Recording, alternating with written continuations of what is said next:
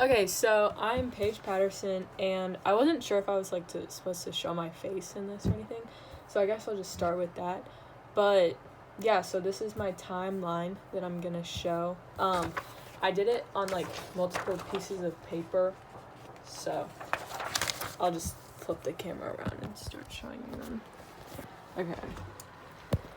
So it starts out with the prokaryotes. I don't really know how to say everything in here also, but on mine I started out with the prokaryotes, which are 2.3 to 1 billion years ago, and then that includes the metazoans and then the eukaryotes, and then the eukaryotes are just what the animals and plants are classified by.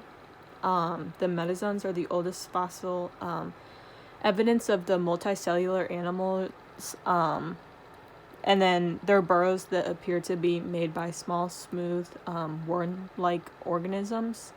And then that kind of transfers into the Ediacaran era. I don't really know how to say that. But, so that was going to be right here, as it says, the 620 to 550 million years ago.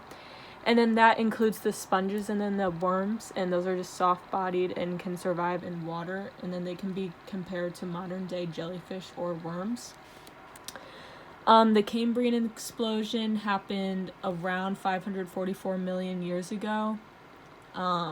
It lasted for around 13 to 25 million years, and then that's really just when all major animal phyla started appearing into fossil records, and then it resulted in the divergence of most modern metazoan phyla.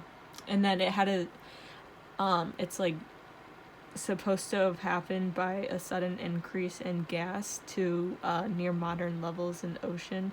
And it probably made that's what probably made the Cambrian explosion happen. And then going on into the earliest vertebrates, so that was 505 to 440 million years ago. We've got the fish, and then that kind of transfers into jawless, and then they have teeth, cartilage, and then we've got the brachiopods. And then so that kind of goes into the colonization of land that happened 440 to 410 million years ago. And that's just how fish continued to evolve, and then groups of plants and animals took major steps as they colonized land for the first time and established their presence. And then we've got the reptiles, which were 360 to 268 million years ago. And then that kind of goes into dinosaurs and mammals. So we've got the amniotic egg, which allowed animals to reproduce on land by preventing the embryo inside from drying out so eggs could be laid away from the water. It wasn't until the evolution of herbivory that new reptile groups were able to take advantage of the new plant life that the Cambrian explosion had encouraged. And then we've got the early mammals, which happened 268 to 248 million years ago, and that was just the presence of any single bone in the lower jaw, and then that's what can be traced into the fossil history of this group. So that's just what kind of classifies the earliest mammals. And then more recently, 65 to 55 million years ago, we've got the modern animals, and they're just kind of classified any member of the group of vertebrate animals where the young are nourished with milk from a special mammary glands of the mother.